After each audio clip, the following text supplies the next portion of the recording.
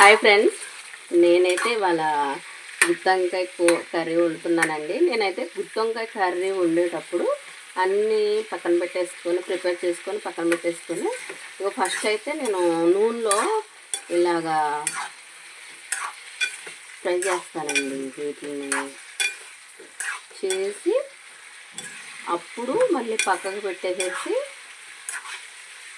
ఇలా చేయటం వల్ల ఏంటంటే నాకు ఇష్టమండి. ఇలా చేసుకుంటే వంకాయ మాత్రం చాలా బాగుంటుంది. పచ్చి వాసన అనేది రాదు. ప్లస్ చక్క నూనెలో ఫ్రై అయింది కదండి, చాలా బాగుంటుంది ఇది. ఫ్రెండ్స్, నేను మిమ్మల్ని ఇంకొకటి అడుగుదామనుకుంటున్నాను. నా వీడియో చూసేటప్పుడు ఎవరైనా మీకు తోచిన సలహా చెప్తారని నేను ఒకటి మిమ్మల్ని అడుగుదామనుకుంటున్నాను. నేనైతే ఇదిగోండి ఇలాగా 3 పొయ్యిలున్న స్టవ్ అయితే నేను వాడుతున్నాను. చాలామంది మా పక్కన వాళ్ళు ఎదురింటి వాళ్ళు ఏమన్నారంటే ఇలా 3 పొయ్యిలు ఉన్న స్టవ్ అయితే వాడకూడదమ్మా, ఇలా ఇంట్లోనే బాగోదు, ఇంట్లో వాళ్ళకి బాగోదు, ఇంట్లోనే బాగోదు, హెల్త్ బాగోదు అని చెప్పారు. అయితే మేమైతే పట్టించుకోలేదు, ఇక కామనే కదా అన్నట్టు. కానీ చాలామందికి తెలుస్తుంది కదండి. మీకు ఫ్రెండ్స్, మీకు వాడొచ్చా వాడకూడదా, ఎలాంటి పొయ్యిలు 3 పొయ్యిలు ఉన్న స్టవ్ వాడొచ్చా వాడకూడదా, మీకు ఎవరికైనా తెలిస్తే కామెంట్ చేయండి, నాకు విషయం చెప్పండి. స్టార్ట్ చేసేటట్టు ఉన్నామండి. హాయ్ అండి, ఇదిగోండి వంకాయలు అయితే ఈ కలర్లోకి వచ్చినాయి. తీసేస్తున్నాను ఇప్పుడు నేను. తీసేసి అప్పుడు ఉల్లిపాయ పేస్ట్, అల్లం వెల్లుల్లిపాయ పేస్ట్ వేస్తాను. ఇదే నూనెలోనే మళ్ళీ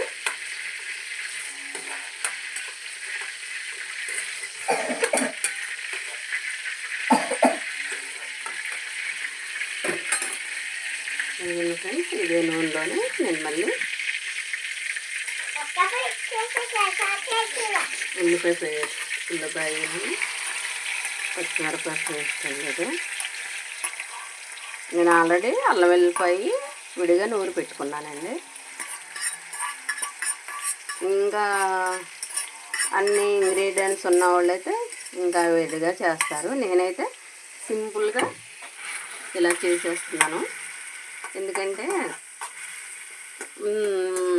తక్కువ ఇంగ్రీడియంట్స్ ఉన్నాయండి నా దగ్గర. నేను నా పద్ధతిలో అయితే తక్కువ వాటితోటి చేసుకుంటున్నాను నేను. ఇంకా ఉన్న వాళ్ళైతే జీడిపప్పు పేస్టు ఇక చాలా రకాలు వేస్తారు కదా. గుత్తొంకాయ కూర అంటే ఎవరికి నచ్చిన స్టైల్లో వాళ్ళు చేసుకుంటారు. నేనైతే ఇలా సింపుల్గా చేసేస్తున్నాను. ఇంకోండి ఇది కొద్దిగా అయితే మాత్రం కలర్ రావాలి కదండి, ఆయిల్ అనేది పైకి రావాలి. అప్పుడు ఇది మగ్గినట్టు. నేను ఇది మగ్గిన తర్వాత అప్పుడు అల్లం వెల్లుల్లి పేస్ట్ చేసుకుంటానండి, ఎందుకంటే అది కూడా స్మెల్ రాకుండా ఉండాలి కదండి. కాస్త ఒక 5 నిమిషాల తర్వాత అల్లం వెల్లుల్లి పేస్ట్ వేసేసుకుంటానండి. ఇదిగోండి ఆయిల్ అనేది కొద్దిగా పైకి వచ్చింది కదా ఉల్లిపాయలోనే. అప్పుడు నేనైతే అల్లం వెల్లుల్లి పేస్ట్ వేసుకున్నానండి. వేసుకొని ఇది ఇలా కలుపుకుంటున్నానండి. అల్లం వెల్లుల్లి పేస్ట్ నేనైతే వంకాయలకి సరిపడగానే వేసుకుంటాను.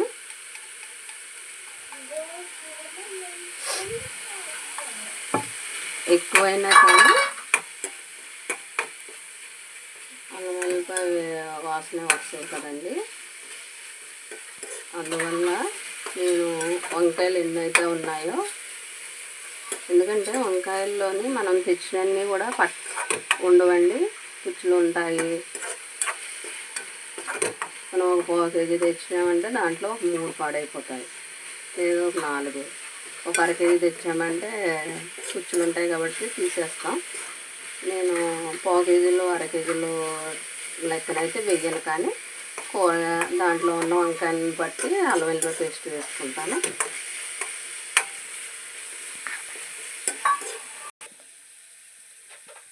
నేను కరివేపాకు వేయడం మర్చిపోయానండి. ఇదిగోండి కరివేపాకు వేసాను. తర్వాత నాకు ప్రతి కూరలోని కరివేపాకు అనేది ఉండాలండి. మా అమ్మగారు మా చిన్నప్పుడు ప్రతి కూరలోని కరివేపాకు వేసారు. ఆవిడే అలవాటు చేశారన్నమాట మాకు. మేమందరం కూడా మా ఫ్యామిలీలో మేమందరం కూడా అలాగే కరివేపాకు వేసుకుంటామండి. నెక్స్ట్ ఇదిగోండి కొద్దిగా పసుపు వేస్తున్నాను.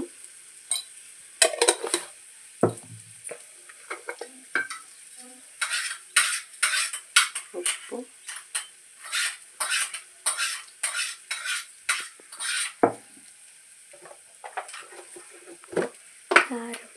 కారం అండి.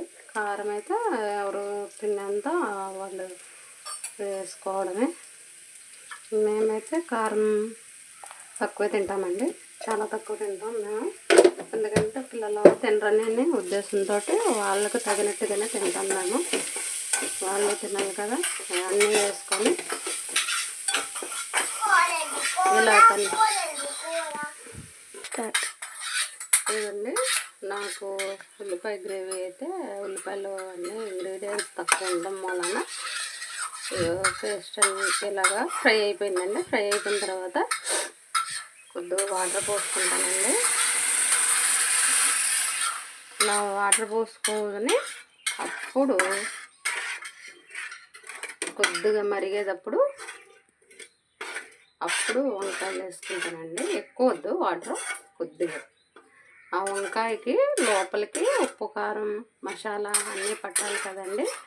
అందువల్ల ఈ వాటర్ అనేది నేను పోసుకుంటాను. గ్రేవీ కూడా కావాలి కదండి కర్రీస్లో కలుపుకోవడానికి ఉప్పు, కారం బాగా పడుతుంది. నేను కొన్ని ఒక చోట ఫంక్షన్కి వెళ్ళినప్పుడు చూస్తూ ఉంటాను. లోపలైతే వంకాయ పచ్చిగా ఉండి తినబుద్ధి కాదండి. గుత్తి వంకాయ కర్రీ అయినా కానీ తినబుద్ధి కాదు, తినాలనిపించదు. ఆ లోపల పచ్చిగా ఉండి ఉడకకుండా చప్పగా ఉంటుంది. గుత్తి వంకాయ కర్రీ అనే కానీ చప్పగా ఉంటుంది. అలా ఉండకుండా ఉండాలంటే ఇలా కొద్దిగా వాటర్ పోసుకొని, ఇలా వాటర్ పోసుకొని మనం పెద్దగా కలిపి ఎక్కర్లేదు. ఎందుకంటే అటు వంకాయ మనం నూనెలోనే ఫ్రై చేసాము, ఈ పేస్ట్ ఇది గ్రేవీ అనేది కూడా మనం ఆయిల్లోని ఉడికించుకున్నాము కర్రీలాగా. ఇప్పుడు మనం ఇది కొద్దిగా ఉడకాలండి. ఉడికిన తర్వాత అప్పుడు వంకాయ వేసుకొని కొద్దిగా మసాలా, కొద్దిగా కొత్తిమీర వేసుకొని దింపేసుకుంటే సింపుల్గా నేను వండే కర్రీ. ఇంగ్రీడియంట్స్ దాంట్లో ఏమీ లేకపోయినా కానీ మనకి కర్రీ అనేది బాగుంటుందండి, సూపర్ టేస్టీగా ఉంటుంది. నేను వేసింది అల్లం వెల్లిపాయ పేస్టు, ఉప్పు, కారం, పసుపు, ధనియాల పొడి అండి, కరివేపాకు కొద్దిగా వేసాను. ఇంతే. కొద్దిగా రానివ్వండి, ఆయిల్ అనేది కొద్దిగా పైకి రావాలి. వచ్చిన తర్వాత అప్పుడు వంకాయలు వేసేసుకొని చూసారా ఎలా తిరుగుతుందో. ఇంకండి ఆయిల్ అనేది పైకి వచ్చింది కదా. ఇప్పుడు నేను వంకాయలు అయితే వేసేసుకుంటున్నానండి. వేసుకొని ఒక్కసారి కలుపుదాము.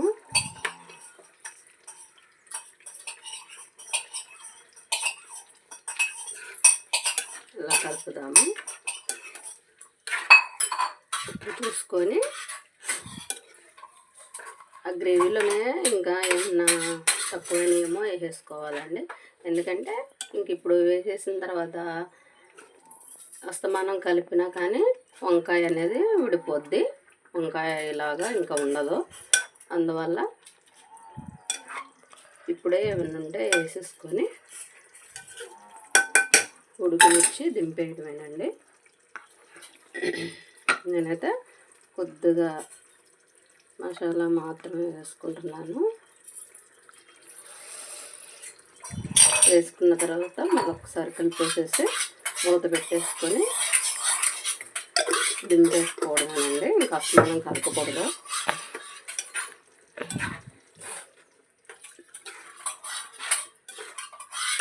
కదిపితే వంకాయ అనేది విడిపోతుంది.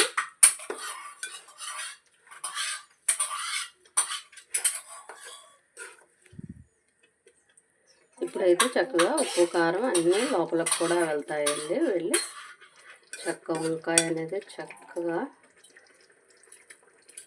నీట్గా ఉడికి బాగుంటుందండి. అస్సలు